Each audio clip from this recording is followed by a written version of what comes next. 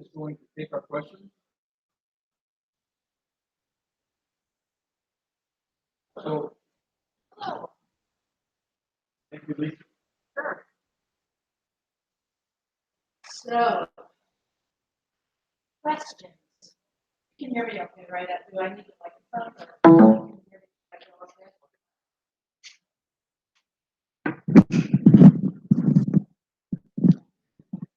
So it's always kind of difficult to ask the first question, but be brave. It's a day of bravery. Yes. It's a great question. When I started researching online, just like, going through, and I came from a place of loss. I lost both my father and my brother to suicide, which is what sort of propelled this project over the years. And when I was, going through and researching, and what I found was this sort of thriving community of people who had attempted and survived. And it isn't like I didn't know that people had attempted suicide. It wasn't my experience. So I got in touch with Desiree. I saw the Live Through This project. So that was first. And then I met with her in New York. And it was one of those things too, when we, started kind of the pre-production of this documentary, and people say, "Oh, what's your next project about?" And I would say, "Well, it's suicide," but then they'd be like, "Oh yeah, well, that sounds like fun." And so it was met with that. But what the evolution of that was, like, once I found Desiree, and then Craig, and then it just sort of all started. We filmed about 250 hours, which is, I realized that was kind of long for a movie, so we cut it down. But what eventually happened was, as we were filming, was, you know what, you should talk to my uncle, you should talk to my cousin, you should talk to my sister, so it sort of evolved from there. Thank you. Any other questions? Yes. First of all, that was amazing. Thank you. Really glad. What do you happen to have any information on what the suicide rate is like in third world countries, where those people are fighting every day just for, that higher food, shelter, water? Is that it? Yeah, totally. And we started when I was researching, like I looked at like the suicide rates in Japan, which are very high, and started going through this. Here's the thing about suicide rates, which you probably know. We hear, 10th leading cause of death and all of that. My guess is it's higher because there's so much shame. Death certificates might say death by alcohol poisoning, death by opioid poisoning. It could be a number of things where the family, unless it was an obvious suicide, where the family could say, don't put suicide down, or an obituary. When you hear died at home, unknown causes, things like that. So we don't know, but I know that there are certain countries where there is even more shame than here, where it really is an abomination, and that needs to change. But as far as exact numbers and stuff, I'm sorry, I don't, because I think they're probably skewed a bit. Yes. Back there.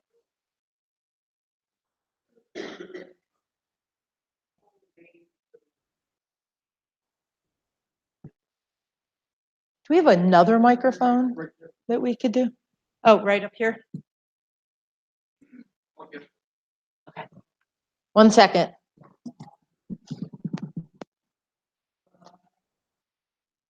I'm going to give you this one for now. Here you go. Thank you. Okay, thanks. In my lifetime, I had never heard any other African American person ever talk about suicide in terms of contemplating it. And I wonder whether there is very much research in what might be protective factors, or do people just be really silent about it? Some of the things that the young lady was saying in the film that was African American, suck it up, or some of those things. I know I heard that, but that's what I believed, and Strong Black I woman. just have never heard of it. So I'm just struggling. Not because it would have been something I might have said, but I think about the people who you just ignored them and you looked at them and said, what? Thinking, wearing the mask and thinking they're okay. Yes. And what I've done is outside there, well, we have postcards, but we also have like a sign-up sheet, because Kalechi from the film is researching this very thing. She is going through this, and she's working really hard in the African American community in Northern California. Thank you. And what I can do is connect you guys so you can get accurate information on that, because what she has told me and what we have talked about is, because the way she was raised too, it is like the strong Black woman, wear the mask, we're taking care of everybody else, all of that stuff. But as we know, we're all dealing with stuff. We're all, people struggle, and it's really up to us if we want to bring that into the light. And I feel like you had talked about it. You had talked about it earlier. Somebody was talking about the idea. It was in that song too. It was one of the lines in the song about it not being a sign of weakness to be able to talk about it. Like, if we could just tweak a little bit the whole thing about, well, if I talk about it, people are going to think I'm weak. If we could just get a little bit to it being a sign of strength, I feel like more people would talk about it, and I feel like we would be in a different place, whatever community we're in. But thank you for asking that question, and I do want to connect you so you can get more information on that. In the back.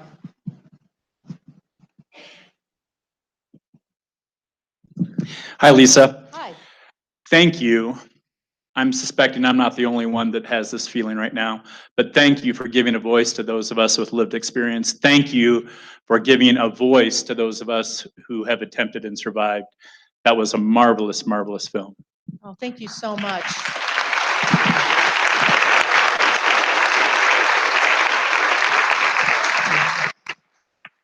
Thank you. Thank you. Any other questions? Right here.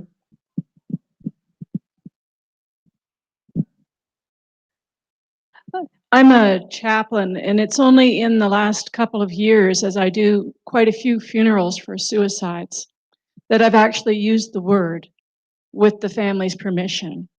And instead of skirting around the subject with died unexpectedly or suddenly or whatever. And I'm wondering, from your perspective, how many, the film that you made, could you have made this same film 5 years ago? Would people have been willing to speak about it? Are we at perhaps a tipping point where more people are able to share their stories? That's a great question. We started filming about 5 years ago. I can tell you that when I was, after my father died, it wasn't something that I talked about. I mean, it took me a while to sort of get the language and figure, sort of see who I could trust, who I could talk to. Would I be shamed? Would I be, all of that. And I think it's finding people. There's a whole movement now where people are telling their stories and getting people to tell their stories. And the thing about that is you tell your story when you're ready to tell your story, whatever your story may be.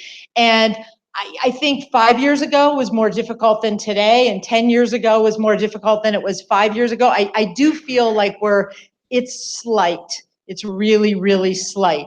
But just like what the governor was saying, there is, you don't want to call it good news, but I think it is getting a little bit better, a little bit easier to talk about and all of that.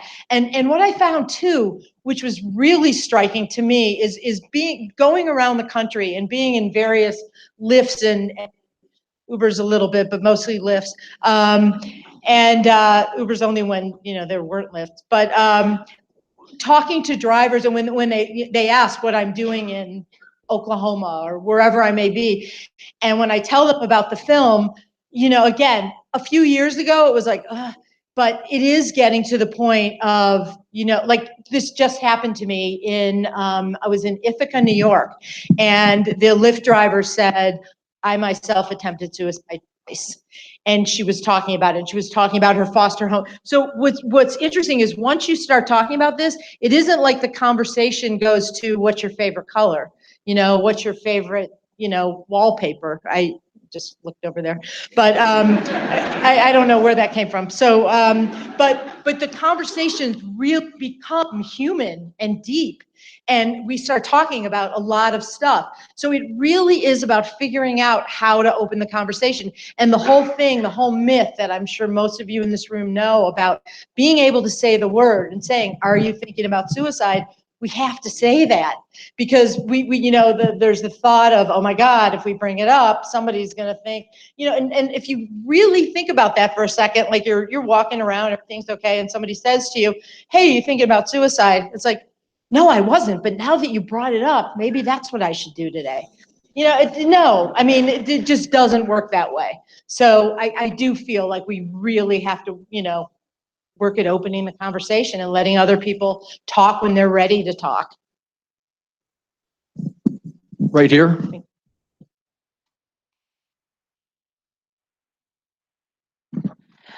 So I've spent most of the last 30 years working in mental health as a clinician, and one of the things I've noticed is that very few behavioral health people, mental health clinicians, psychiatrists talk about their own experience with suicide. And so I was just kind of wondering, did you have people in that 250 hours that were, licensed clinicians, things like that, that were able to talk about it? In terms of their own attempts? Yeah. And their own Or their losses? families, yeah. Absolutely. It took a while because there is one thing that was really striking to me when I started doing this was people were talking about how in school, in whether medical school for a psychiatrist or in graduate school for psychologists, that suicide was really a class. They had like, it may have been 5 hours or something. I mean, it just, I can't, there are certain schools that are better than others, but it was not a big topic. That was a little bit shocking because it's sort of like you're going into cardiology and not learning very much about heart attacks. I mean, it isn't like every person's going to have one or every person's going to have a suicide attempt, but it's certainly a stronger possibility than it is for someone who's not under psychiatric care. So that was the first surprising thing. But yes, how many people in this room have heard of Marsha Linehan?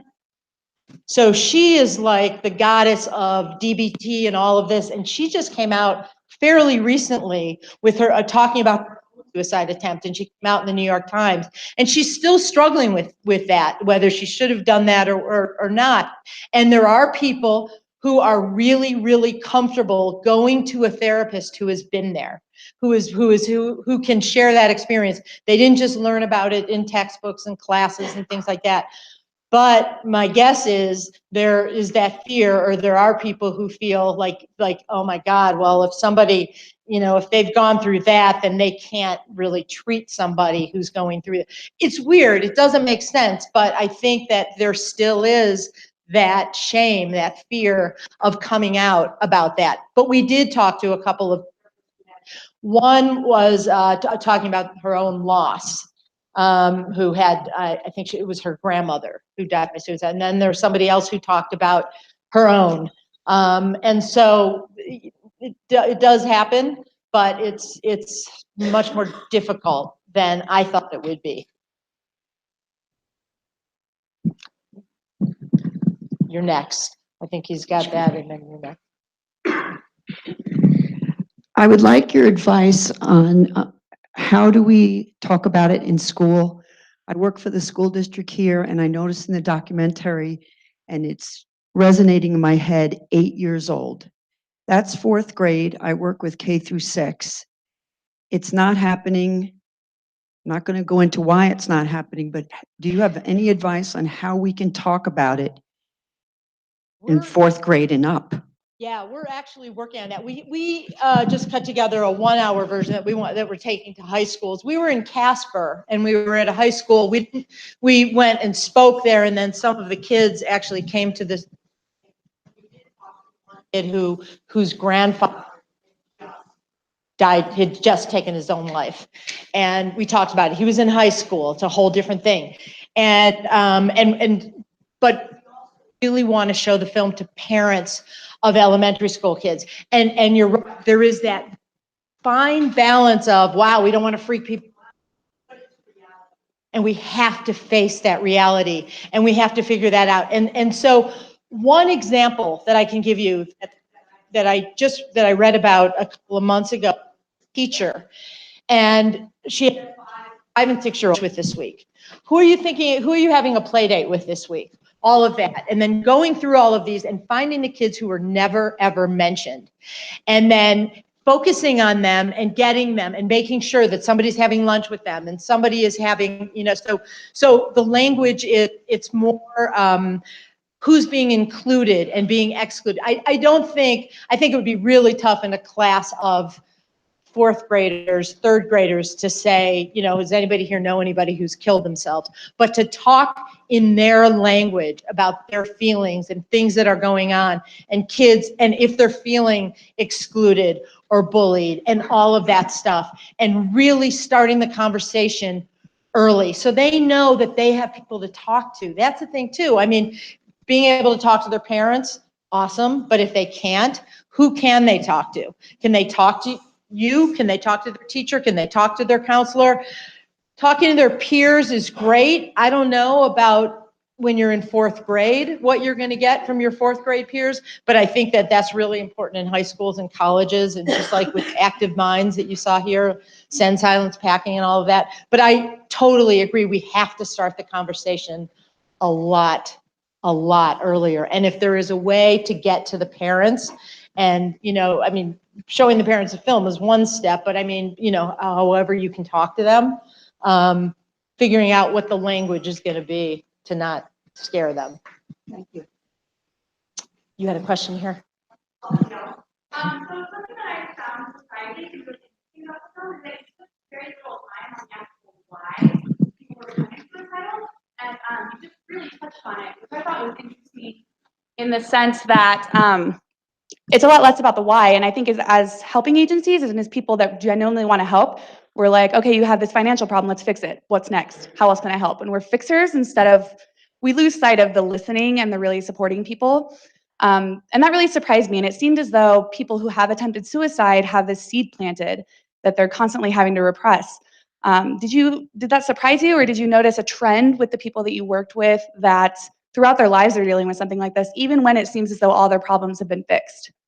That's such a great question for a lot of reasons, because I went into this with so many whys, because you do. I mean, did I, like, emotionally, I think, was like, through meeting these people and all of that, can I figure out what my dad was thinking? What was my brother thinking? What were they going through? So emotionally, I probably was. Intellectually, there's no way I was going to be able to answer those questions.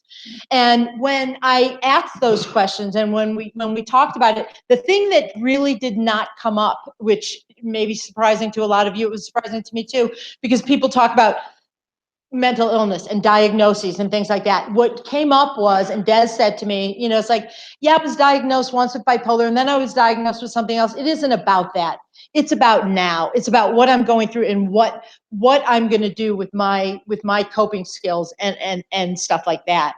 And so Kelechi talked about her rape, and she talked about being bullied when she was a kid and all of that. But to draw a straight line from any one thing, because I know people try to do that with bullying, like people saying, he was bullied and took his life.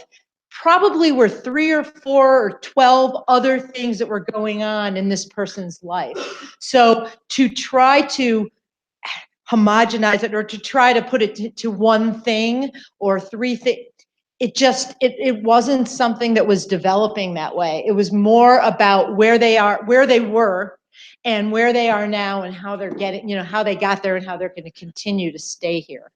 I think it became more about that. But it's a great question, because I went into it thinking, I've got to figure this out. I've got to figure this out. And because also as human beings, I think it is our instincts.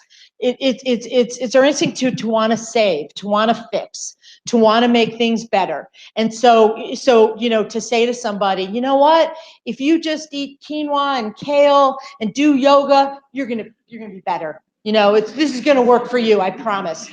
No, because maybe the best thing is to listen to what they need and to hear what's going on with them, and because it's such an individual thing, and what's going to work for me is not necessarily going to work for you, and all of that. So listening is such an underrated thing that we just need to do more of, rather than giving advice and doing all of that stuff, and really listening.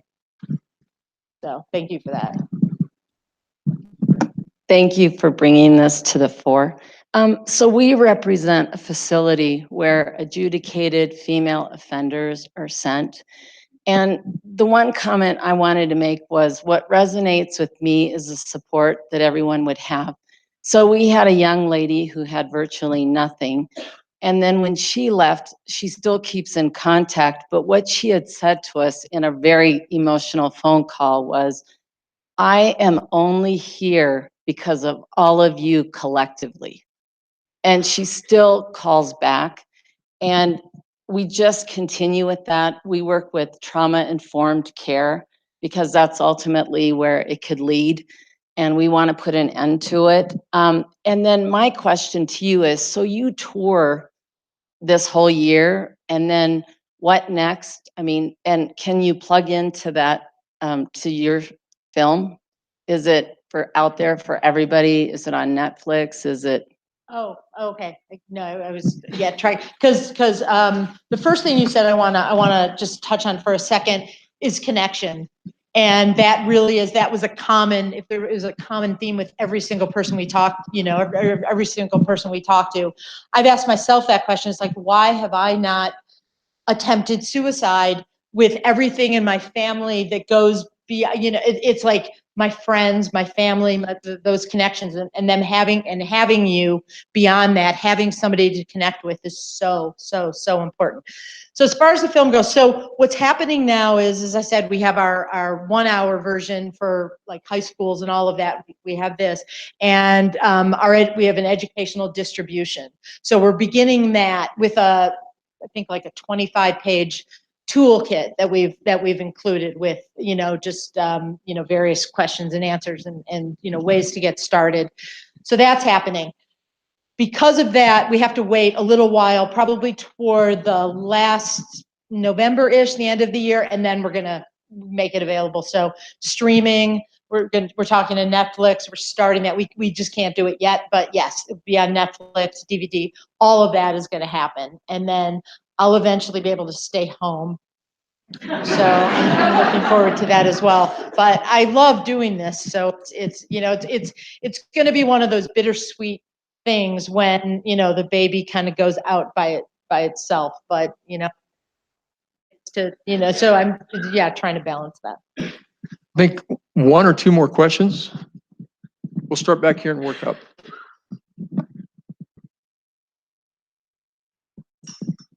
Thank you. Thank you for the film. It's wonderful.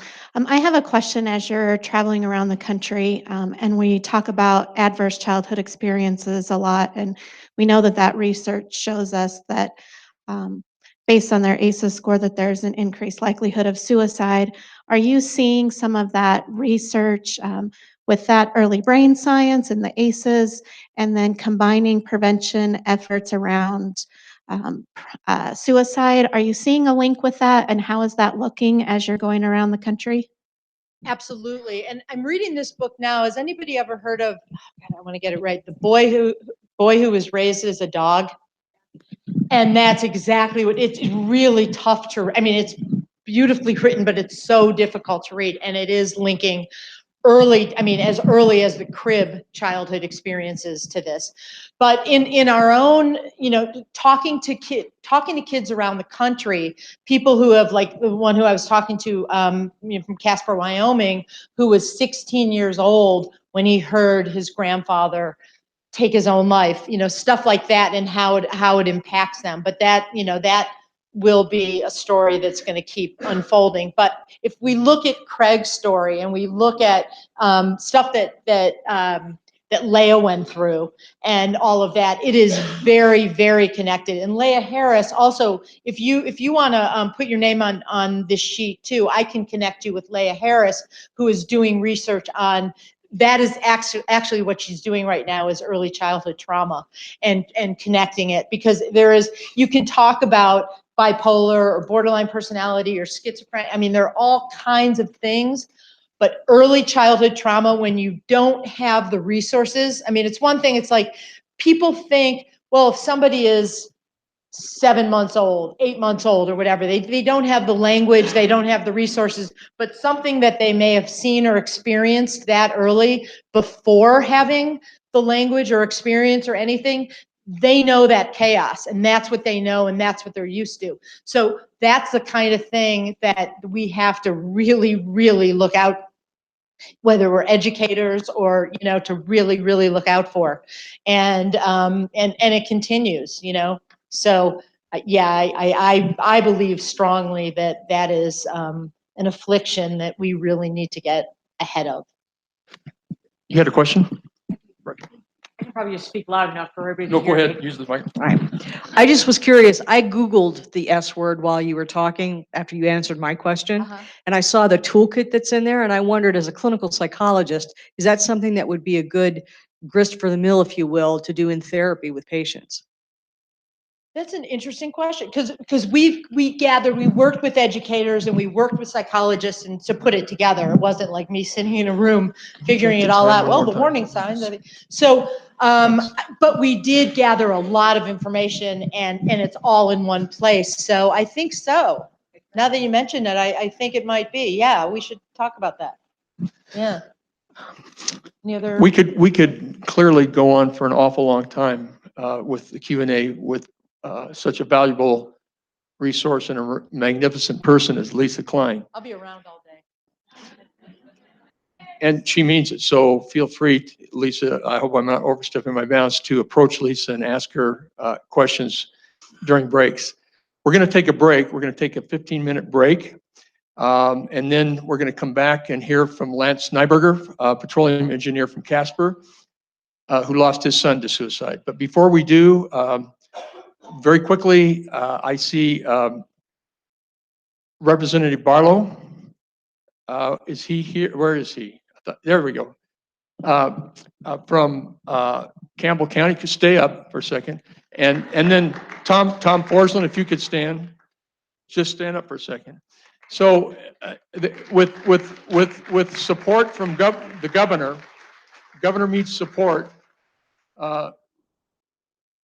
our great state representative from Gillette and director of the Department of Health, Tom Forsland, they were largely responsible for pushing the move to restore funding to suicide prevention in the state with the encouragement and support of Governor Mead. So we want to thank both of you.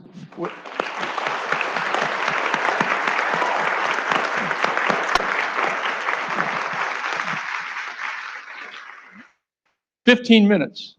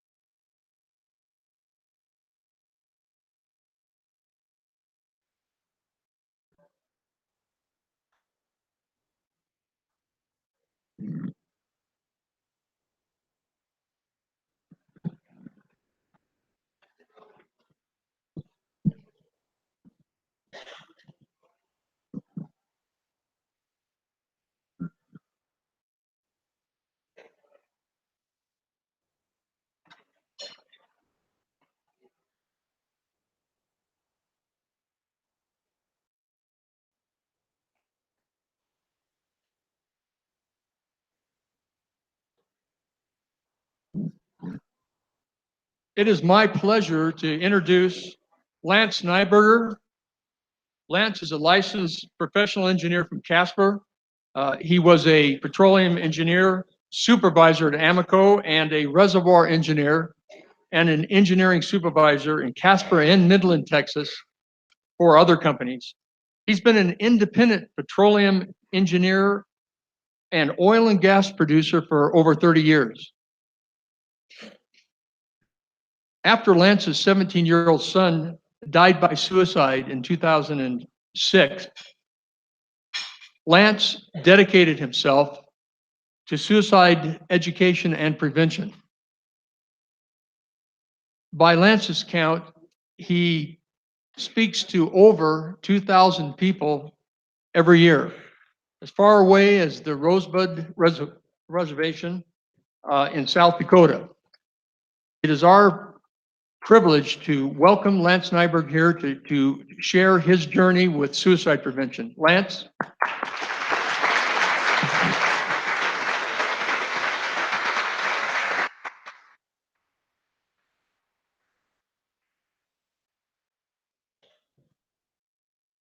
Thank you, Rich.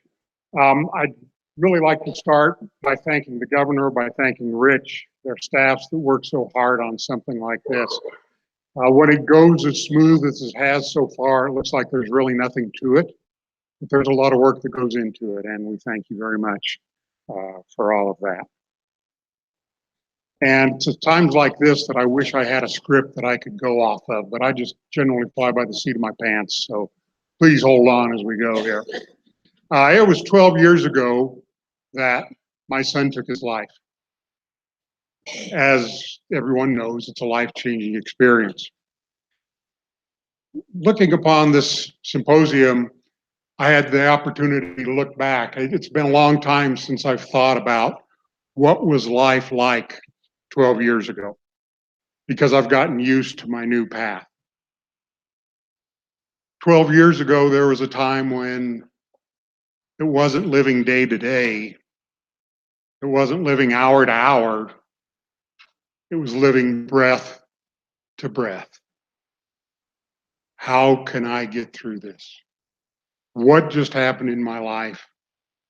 And what's this mean for everything going forward?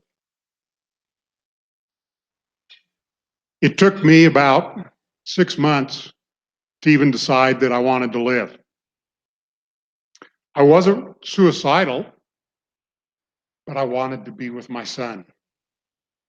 At 17 years old, I had a lot of time that I wanted to spend with him. So my thought process was kind of like this. If I die today, I'm going to be with my son. And to me, that's in heaven with God, and that's wonderful. And if I live today, I'll be with my daughter and my wife here on earth, and I know that's wonderful. But I just truly didn't care. After about 6 months, I made the decision. I'm going to live. There will be a day that I'm with my son, but that day is going to have to wait.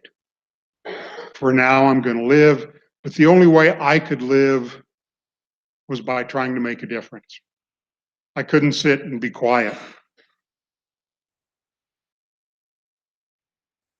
After his death, probably one of the hardest things for me to do was the simple act of taking a clean set of clothes to the mortuary and giving them a set of clothes that he could be buried in that was clean. As I stood there with this clothes in my hand, I thought, this is the very last thing I can ever do or give for my son. And that was such a hard thing just to hand those over.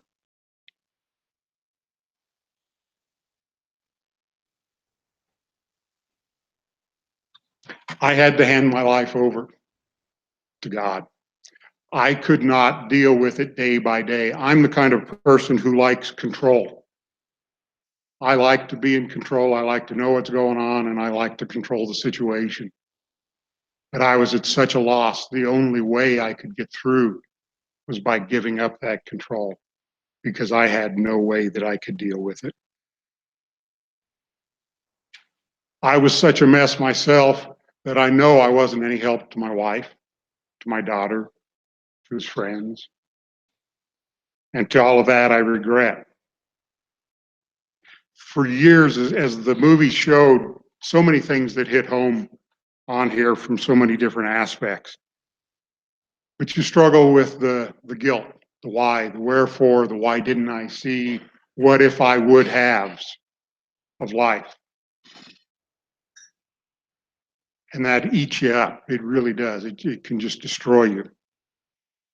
I finally came to the decision, or to the acceptance, I guess it was, that this was his decision. I didn't like it, but I've got to live with it. I can remember the first time I laughed after his death. I felt so guilty. How can I even laugh and smile? I should be just feeling miserable and horrible. And it took a long time to get to that point. But I'm so glad, at least I think it's wonderful that you use humor in your movie. It really is. We need to break into all of these things very much.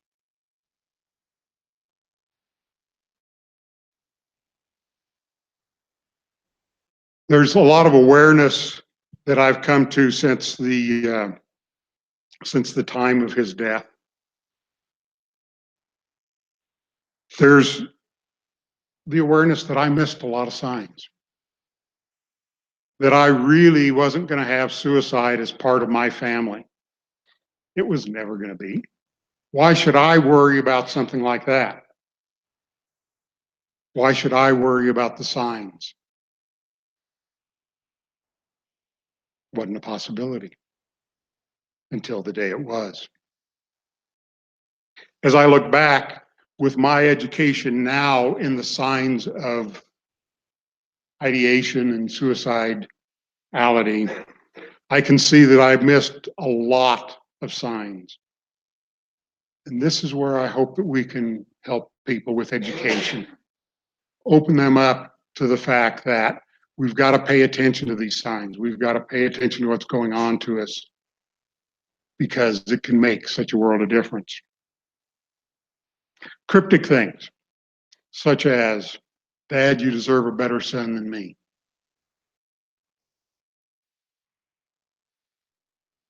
Change in personalities. He became actually a different person the last couple of months. And in a way, I look at this in the fact that from the day we're born and we want to live. As we grow up, we may hurt ourselves on the playground at grade school, go in, the nurse takes care of us, boots us back out to the playground, and we go again. As we're older, we break our arm, we break our leg, we do something. We go to the doctor, we fix it. We take care of ourselves. When you get older, the flu, the colds, whatever, you get your shots, you stay home, you take care of yourself again. We eat right, we exercise, we do things to live a good life. And after having spent a number of years, a decade, 2 decades, 3 decades, whatever, with this thought of, I want to live in my mind, to all of a sudden have the thought come into my mind that death would really solve all of my problems. But no, I want to live. But really, this is the only solution I can see. It's death.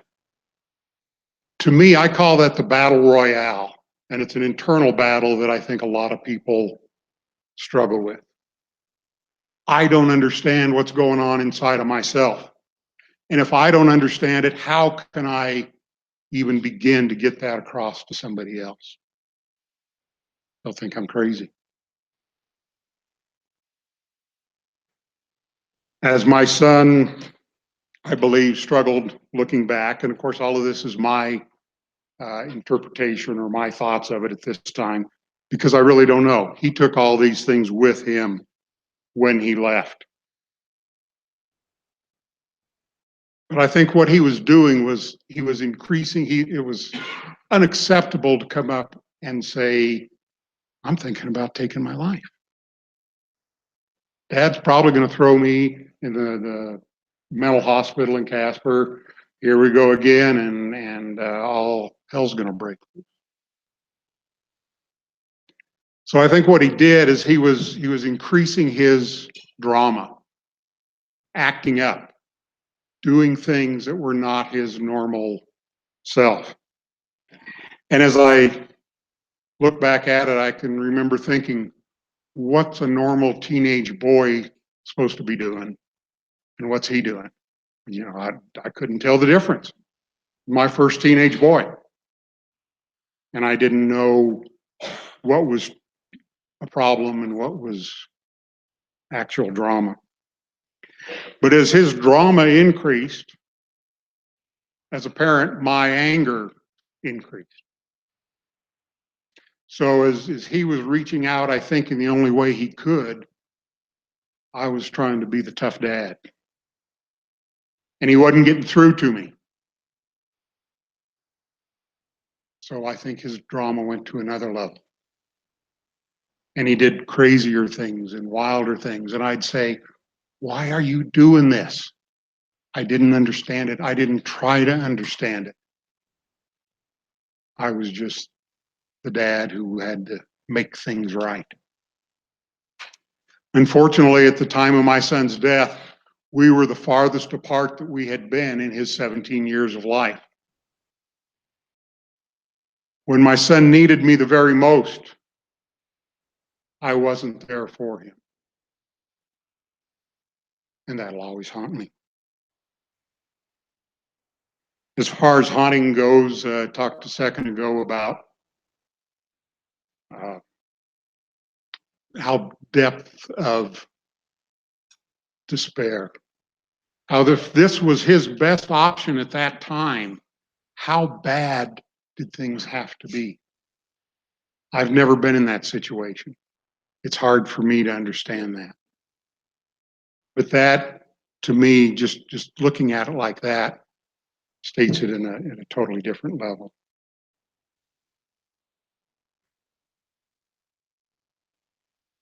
We all make mistakes. We've all done things that we wish we wouldn't have. There isn't one of us here that falls outside of those boundaries. I hope that we learn from our mistakes and that we don't make them again.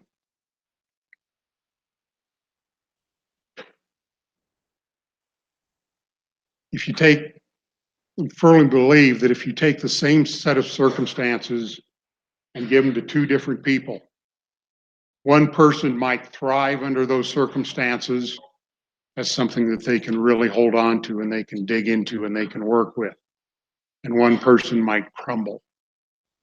Suicide is such a unique individual situation that makes it so absolutely horrible, because you can't say you should react in this way.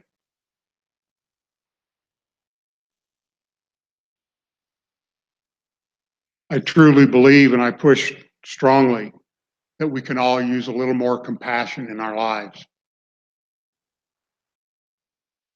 As we've all made mistakes, as we all have our unique stories behind us, what has happened to us, we need that compassion for others. Just because something isn't happening to me doesn't mean that maybe I shouldn't have some compassion for you. And I don't need to judge from the outside. You're too tall, you're too skinny, you're too thin, you're too fat, red hair, you name it. I'd love to see us judge from the inside. This is the person I'm seeing, and this is the person I care for. Our future is unknown. We don't know what's going to happen this afternoon for sure. I told you that when he first died, I wasn't sure that I wanted to live. Just as was mentioned earlier by Craig, if I would have not lived, I wasn't going to take my life. If I would have not lived due to my recklessness, I would have never known my granddaughter. I've got a 4-year-old granddaughter And I cannot imagine not being in her life and not having her in my life. And that's just one of so many things. We don't know what the future holds. And it's scary. And there's going to be bumps along the road. And we're going to have to deal with them. But there are also so many good things out there. And it's hard sometimes just to say, turn around and say, look, get over it. Expect people just to brighten up and cheer up, because it doesn't work that way. But hope is such a big, important part of this.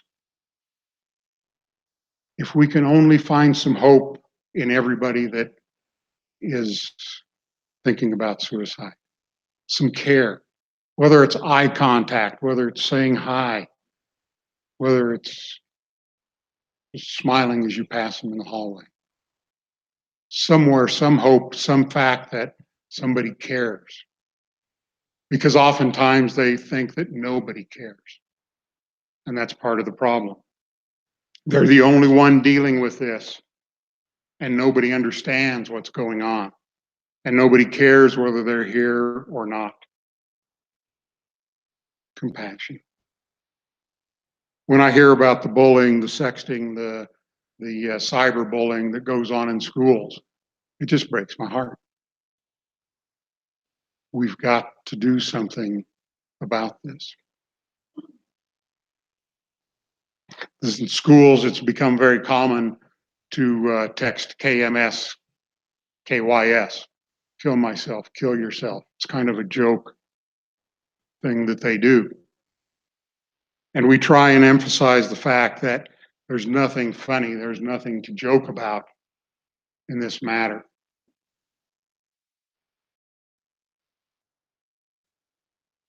It was talked about a little earlier with Lisa about fourth grade and elementary programs. I just want to take a second and basically say that in Casper, we've actually started working with fourth grade students on up.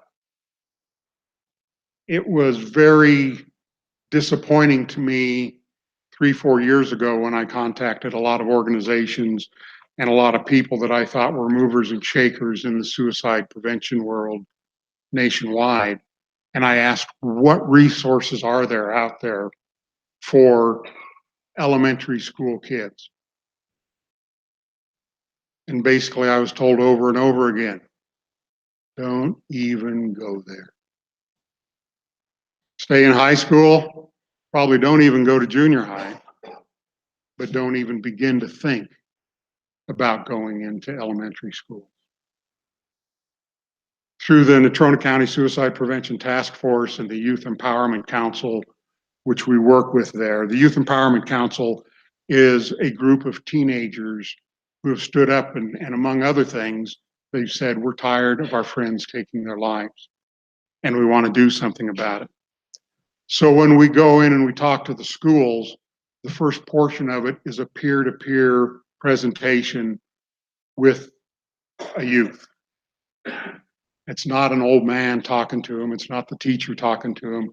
This is somebody their own age that's taking the time to learn and listen and talk to them about it. And it makes a world of difference. But the Youth Empowerment Council and the task force kept getting these requests from fourth grade up. We need somebody to come in and talk about it.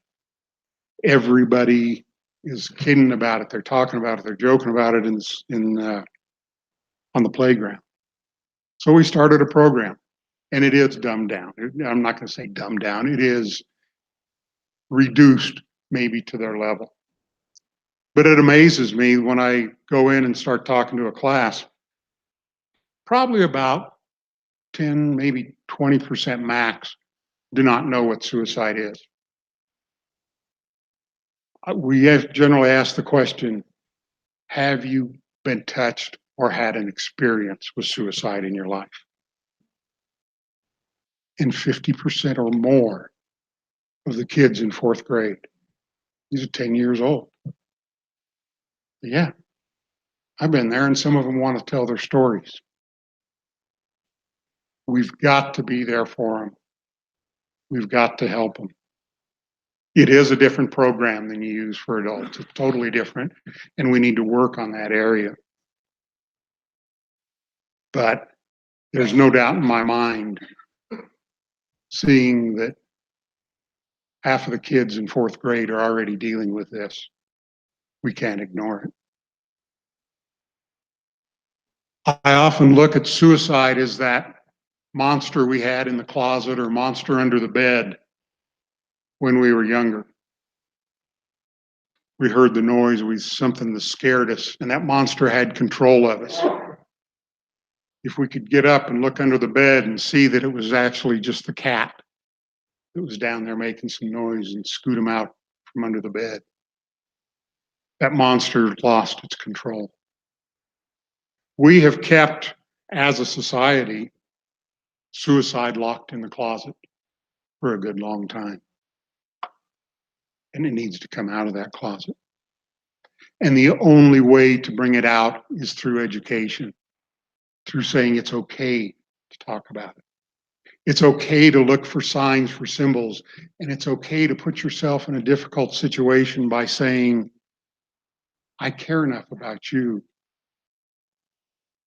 that I'm going to help you even though I don't know what the hell I'm doing. As I look back as a teenager, long time ago, when we were drinking, which we did quite often in my school area, seems like when we got busted by the sheriff or the police, generally what would happen was sometimes they'd sit down and maybe drink a beer or two with us and talk with us and whatever. And maybe this is just this is the way it seems. I'm not sure it happened that way, but this is the way it seems to me. Is they'd either sit down and they'd talk with you a little bit. Sometimes they'd confiscate your booze. We always felt they were kind of building up their own supply at home. Or if they really knew your family, they may take you by the ear and ring the doorbell and say, Al, look what your son's been doing. You need to do something about this. It's taken about 30 years for the designated driver program to move from where I think it was to the point where it is today, where people say, I care enough to help you. I care enough that I want to see you live. My hope, my prayer is that suicide is on that same journey. And it's going to take a while. It's not a quick journey. But I really do pray that in time, we can, each one of us, care enough to say it's, number one, okay to talk about suicide. It's even okay to say the word. It's okay to ask somebody, are you thinking about suicide? Are you thinking about taking your life? When they answer yes, scares the dickens out of you. What do I do now? As a parent, I look back and I can say, okay, I'll guarantee I was going to be angry, judgmental, impatient, all of those good things. That has to change. Because all that does is slams the door in that person's face. If I come to you for help and you're judging me, why in the world would I ever want to come back again?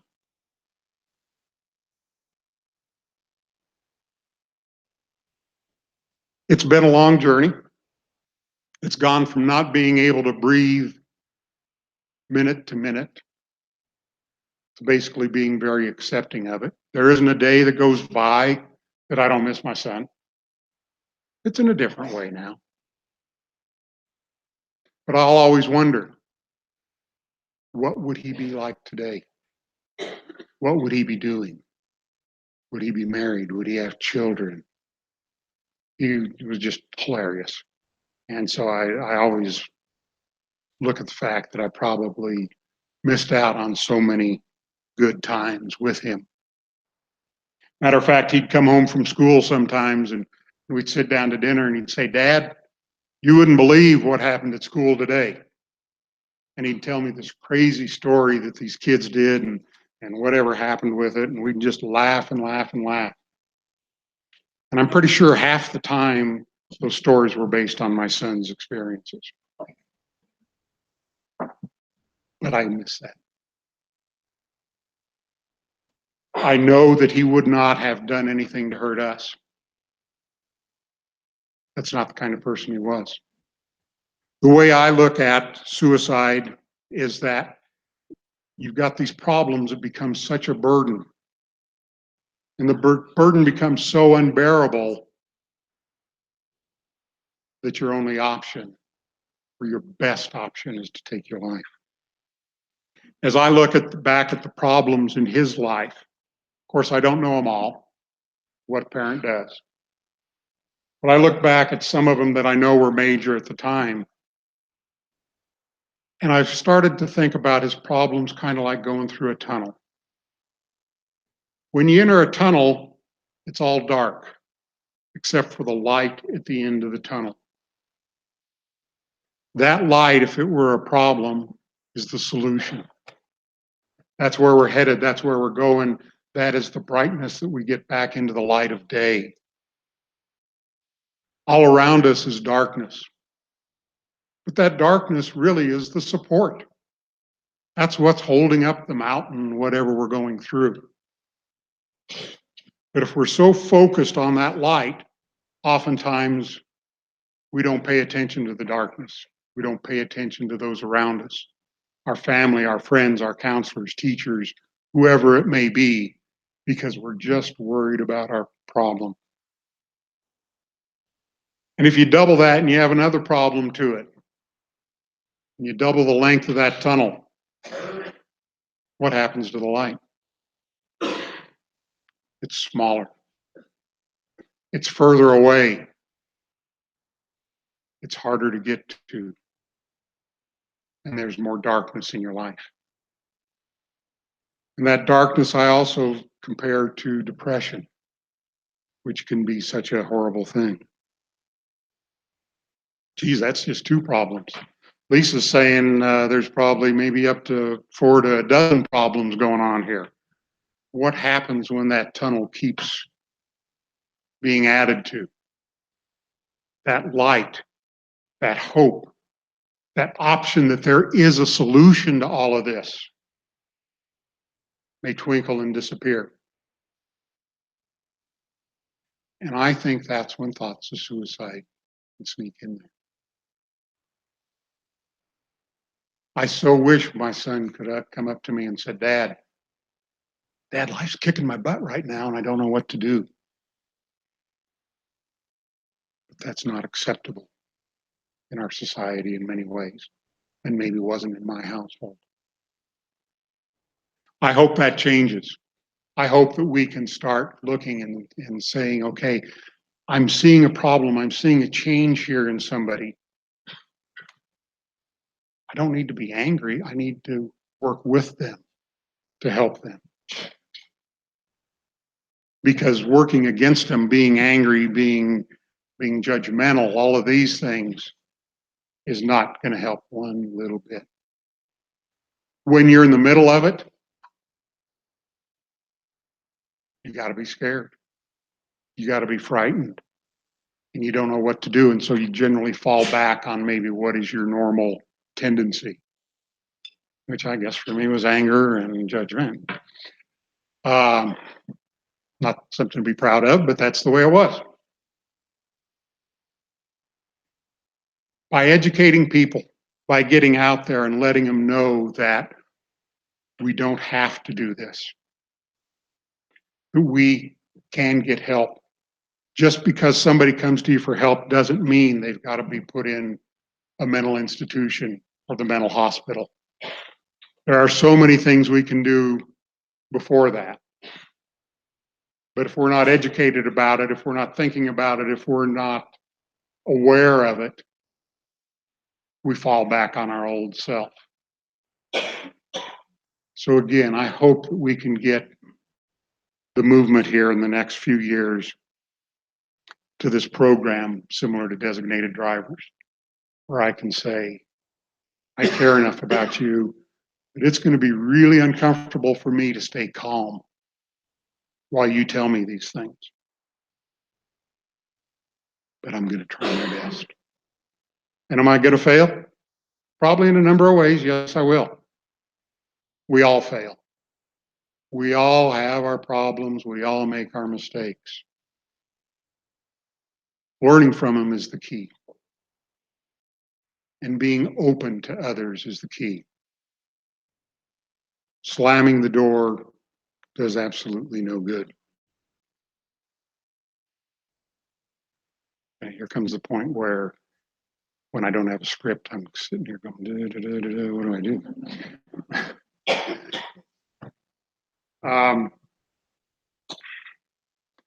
I am so glad to have you here today. And I'm glad that we're doing this. We're not only reaching throughout Wyoming, but I think we're reaching throughout the region. And that's important because this word needs to be heard.